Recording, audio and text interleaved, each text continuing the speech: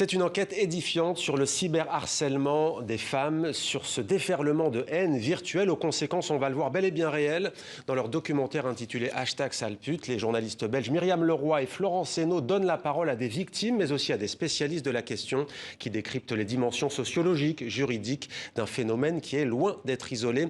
Avec nous donc pour en parler, les réalisatrices de ce documentaire, Myriam Leroy, soyez la bienvenue. Vous êtes journaliste belge, tout comme Florence Henault. Vous avez vous-même été la cible de cyberharcèlement. On pourra voir votre film après-demain sur Arte, mercredi 23 juin, également en ligne dès maintenant. Et il a été diffusé, on le précise, chez notre partenaire, la RTBF Télévision belge. Myriam Leroy, on commence avec vous. L'actualité s'invite dans notre entretien. Le procès de 13 cyberharceleurs et d'ailleurs des cyberharceleuses aussi présumées de Mila, jeune Française qui avait tenu des propos très polémiques sur la religion musulmane. La question qu'on se pose, c'est vrai quand on voit votre documentaire, même si on sait que c'est une affaire sensible, pourquoi elle n'y apparaît pas? Elle aurait très bien pu y apparaître, on y a même pensé à un moment donné, mais Alice Coffin n'y figure pas non plus, alors qu'elle a été beaucoup dans l'actualité ces derniers temps, Rokhaya Diallo non plus. On a juste fait des choix éditoriaux, et puis si on devait mettre toutes les femmes célèbres ou qui ont vécu des harcèlements spectaculaires dans le documentaire, ça aurait duré 12 heures, ça aurait été le soulier de satin. Ouais. Et finalement, les propos sont comme relativement redondants, puisqu'on vit toutes la même chose. Ouais, vous dites pas Rokhaya Diallo non plus, que vous auriez pu mettre aussi. En fait, ça vous aurait peut-être, quand il y a des personnalités célèbres et on va dire clivantes, même s'il y en a aussi dans votre documentaire, ça vous aurait transporté vers autre chose? Je pense que l'attention, ce serait peut-être beaucoup plus portée. En effet, si Mila ou si Rokhaya Diallo était apparue dans le documentaire, l'attention, ce serait vraiment portée sur elle. Et puis, on a essayé de mettre des femmes qui n'ont pas toujours été médiatisées, dont on ne connaît pas toujours le harcèlement. L'affaire Mila, on en a énormément parlé. C'est pas pour ça qu'on sait tout, évidemment. Je pense que les gens sont en train de découvrir l'enfer que constitue le cyberharcèlement à caractère misogyne à travers les comptes rendus d'audience de ce procès. Mais on a essayé de ne pas avoir, alors c'est horrible de dire ça comme ça, mais de stars du cyberharcèlement. Voilà. Mais on a néanmoins choisi de mettre Nadia Adam dans ce documentaire parce qu'elle a une analyse qui est... On n'aurait pas pu s'en passer. Ouais, chroniqueuse à 28 minutes, il est raconté ce qu'elle y vit. Et bien on va regarder sans plus attendre la bande-annonce. Quand le sujet de la violence en ligne contre les femmes est abordé, c'est souvent sous l'angle du fait divers. On dit que c'est la faute à pas de chance, que la technologie est devenue folle, ou que, oui mais bon, la victime n'avait quand même pas sa langue en poche. On croit que ça n'arrive qu'aux célébrités, que c'est le revers de la médaille. On part du principe que les hommes encaissent pareil. On ne voit pas le schéma, les redondances de ces cyberviolences. On ne voit pas que toutes ces histoires disent en réalité la même chose. Elles disent le mépris des femmes. Elles montrent que cette haine est si banalisée qu'on ne prend même pas la peine d'en parler. Alors nous voilà, femmes, journalistes, qui avons appris, comme tant d'autres, à vivre avec le harcèlement, mais qui refusons de l'accepter pour autant. Ce film est là pour ça. Pour que ceux qui le regardent ne puissent plus dire qu'ils ne sont pas au courant. Parce qu'un problème qui affecte 73% des femmes à travers le monde n'est pas une somme d'incidents isolés. C'est un fait de société. Florence Henault, donc tout est dit, hein, on voit quel est l'objectif recherché.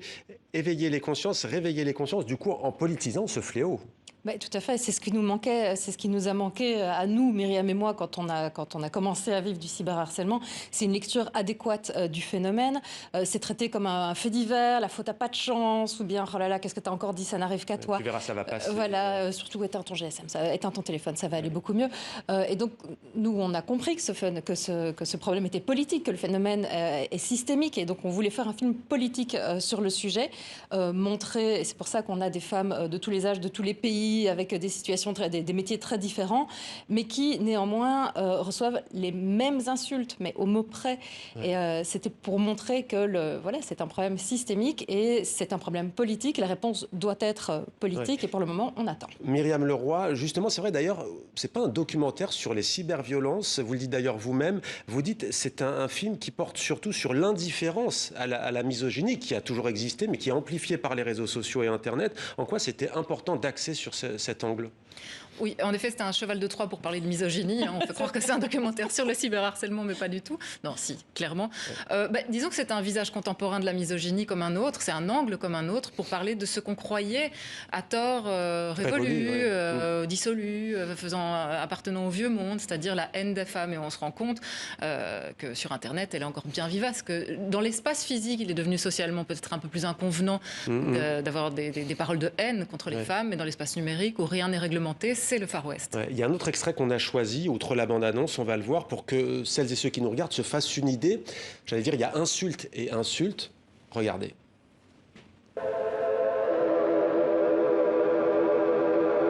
Je te jute au coin de l'œil. Je te souhaite de te faire violer très vite. Cette salope ne mérite même pas Ce genre de message mérite bien un petit mari trintignal. Je vais essuyer ta bouche pleine de sperme, espèce de bouffon. Tu mérites que je t'encule pour ton insolence. Elle mérite de se prendre en plus dans la gueule. Je vous déteste plus que tout. Féminaise. Je te viole télépathiquement et il n'y a rien que tu puisses faire contre. Je la conchis, la Florence. Choisis le goût de la capote, on choisira l'horaire. C'est du sperme de rabbin qui coule sur ton visage, chienne, suce-moi et tu souriras. À force d'être toujours à poil sur Internet, il va finir par t'arriver quelque chose. Voilà, justement, ce tableau me tend la perche. J'avais demandé quelles sont les conséquences de cyberharcèlement, de cette violence en ligne. C'est terrible, notamment le témoignage de Nadia Dam. Ça brise une vie. Oui, ça brise une vie, ça coupe les ailes, ça éteint, ça rend hyper vigilante. Et on peut rien faire de bon quand on est hyper vigilant. Elle a dit c'est drôle du tout, hein, du coup. Elle ment, moi elle me fait. Elle fait toujours en privé sans doute. Elle a perdu ça. Elle le dit, elle explique bien. J'ai perdu la joie en fait. Elle a perdu la joie de vivre. Il y a des conséquences en termes de santé mentale et de santé physique. Il y a des conséquences qui sont les mêmes. Stress, pour nous angoisse, toutes, crise de panique, troubles du sommeil également. Elle dit à un moment donné, parfois j'ai envie de réagir sur telle actu, de disparaître, mais elle dit, elle dit ferme ta gueule, quoi, parce que sinon j'ai une fille, tu veux dormir ce soir, c'est. Comme quoi ça marche, finalement. Mais c'est la double peine, parce que du coup, il y en a qui perdent leur chronique. Il y a, il me semble, comment s'appelle l'intervenante, Lorraine Bastide, journaliste et autrice. Elle raconte qu'elle a tout simplement perdu sa chronique. Elle n'a plus de compte Twitter. Elle a perdu son émission et elle a supprimé son compte Twitter parce que l'émission, c'était pas son choix. Mais quand on arrive en bandoulière dans un lieu de travail avec notre valise de harceleurs, nos employeurs ont tendance à trouver que c'est problématique aussi et qui n'ont pas envie d'être dans l'œil du cyclone en permanence. Donc, Et puis nous, on n'a plus envie non plus. C'est quoi le salaire acceptable? Je veux dire, on nous propose de faire des chroniques le nombre de fois, mais à un moment, on refuse des collaborations. C'est quoi un salaire acceptable pour se faire insulter pendant 10 jours? Pas 150 € brut. Et les femmes ont beaucoup plus de risques d'être cyberharcelées que les hommes. 27 fois plus de risques que les hommes d'être harcelés via Internet. Je le disais, il y a aussi des sociologues, beaucoup d'analyses. On va regarder cet autre extrait qui explique très bien aussi, si vous voulez, ce système systémique.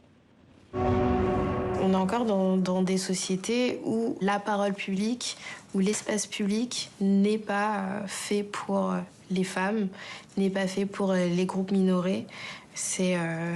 On est pensé comme des personnes qui doivent rester dans l'espace domestique, s'acquitter au travail domestique, familial, relationnel, mais ne pas prendre de la place en fait. Et c'est vrai que l'espace numérique offre quand même de très grandes possibilités. En fait, les femmes qui s'expriment, quand je dis ça, elles s'expriment sur la place publique. À partir du moment où elles l'ouvrent, elles se mettent en danger parce qu'elles vont en général tenir une parole qui n'est pas la parole nécessairement attendue. Elle sort des codes établis et elle va à ce moment-là être en effet punie. Voilà. Et alors, qui punit? Quel est le profil des cyberharceleurs? Contrairement à une idée reçue, c'est pas forcément entre guillemets, d'ailleurs l'expression même est contestable, mais célibataire, puceau, on est loin de ce cliché. Oui, ou des jeunes geeks désœuvrés dans leur chambre en train de se gratter les fesses. Jusqu'à 5h du matin. Voilà, c'est ça. Bon, alors on n'a pas de statistiques mondiales sur la question, mais un bureau de procureur en Allemagne a réalisé en fait ses propres statistiques à partir des harceleurs condamnés. Et ce qui est surprenant, c'était de voir que ce sont plutôt des hommes âgés, en tout cas de plus de 50 ans, blancs et disposant d'une certaine assise dans la société, ce qui va à contre-courant des intuitions qu'on peut avoir sur la question. Sauf nous on le savait. Nous, on le savait. On parle d'avocats, journalistes, de cadres, policiers, des militaires, des architectes, c'est pharmaciens. Et aussi des pères de famille, donc qui ont des filles, qui ont une mère, qui ont des sœurs. Mais évidemment qu'ils ne s'auto-identifient pas comme étant des harceleurs. Pour eux, ce sont des blagueurs ou alors des critiques, des empêcheurs de penser en rond, ils exercent leur liberté d'expression. Aucun harceleur, ou alors on ne les connaît pas, on ne les a jamais rencontrés, ne se définit comme étant harceleur, et il y a quand même peu d'hommes qui s'autoproclament misogynes aussi. Ce qui est intéressant dans votre documentaire, c'est que vous dites, attention, la liberté d'expression, c'est bien entendu un droit inaliénable, mais on peut d'ailleurs blesser, on peut déplaire à quelqu'un par un commentaire, mais en aucun cas menacer physiquement quelqu'un. Ni menacer, ni des insulter. insultes sexistes, C'est illégal dans la plupart des pays du monde. Menaces de viol aussi. Oui, Ça, c'est on un en a classique, toutes reçu. hein. Oui, Ouais. on en a toutes reçu. On parlait du procès des harceleurs présumés de Mila. Vous abordez aussi la question, c'est très rare, je crois qu'il y a une intervenante qui a des centaines de harceleurs. Il y en a 7 qui se trouvent dans le box des accusés. Oui, Alice Barbe, oui. Alice Barbe. 360. Alors à ce moment, chacun dit, moi c'est mon fils qui a en fait piraté mon téléphone portable, l'autre dit c'est pas moi, ou C'était une voilà. blague. Ouais, c'était une blague. Comment faire sur le plan judiciaire, juridique? Parce que mondialement, on l'a vu encore, les plateformes font ce qu'elles veulent, dans le sens qu'elles veulent. Je pense que c'est Bah, au niveau il faut les européen. contraindre, je crois. Ouais, Ouais. il faut les contraindre à collaborer avec la justice et la police en cas d'infraction avérée. Il y a tout un système législatif à mettre un peu... Appliquer, en fait, simplement, plus que les textes qui l'appliquer. existent, ouais. D'ailleurs, on parle d'anonymat, mais rappelons-le, il n'y a pas d'anonymat, il y a un pseudonymat, mais en fait, les enquêteurs peuvent très bien retrouver tel ou tel harceleur Bien ou sûr. harceleuse. Et puis, la plupart de nos harceleurs le font sans essuyer leurs traces, à visage découvert, parce qu'il est encore socialement très valorisé d'être un harceleur. Être un caïd de cour de récré, ça fait de toi quelqu'un de cool. Vous aviez porté plainte Ouais. Oui. et ça, Pour l'instant, ça n'a pas été C'est pas, suivi des ça faits. n'est pas on va vraiment dire. couronné de succès, mais on va continuer. il se dit aussi dans votre documentaire qu'au fond, les plateformes, Twitter, Facebook, pour ne citer qu'elles, on pourrait dire Instagram, voire toutes, en fait, Ouais. elles surfent aussi sur ça, c'est-à-dire que c'est quelque part terrible à dire, mais dans l'ADN aussi, pour utiliser un anglicisme, le clash, l'insulte. Il suffit de le voir d'ailleurs quand on est harcelé, comme vous l'avez été, de voir le flux qu'il y a en fait, Bien pour le meilleur comme pour le pire. C'est plus que dans leur ADN, c'est leur business model, c'est vraiment ça. C'est-à-dire qu'elles privilégient, elles mettent en avant les contenus, de haine, les contenus clivants, ouais. parce que c'est des contenus sur lesquels les gens passent beaucoup de temps. Soit à observer l'horreur qui est en train de se dérouler, soit à défendre les gens, soit à descendre. Et à revenir les le gens. lendemain. Et Voilà, après, c'est donc des contenus qui font rester les gens longtemps, et les plateformes ont besoin de ça. Donc les algorithmes Manipulé. sont manipulés pour que ce genre de contenu arrive en premier et soit plus visible. Et c'est d'autant plus grave, je trouve, que il y a une grande porosité entre les médias traditionnels et les réseaux sociaux, où on dit, oh là là, voilà ce qui agite les internautes, et ça se retrouve sur les plateaux télé. Mais ça n'agite pas... Oui, c'est vrai que il n'y a nous-mêmes, que des parfois, on machines dit à qu'il fait, reproduire des algorithmes créés Ouais. par Facebook et Twitter. Ça ne va pas.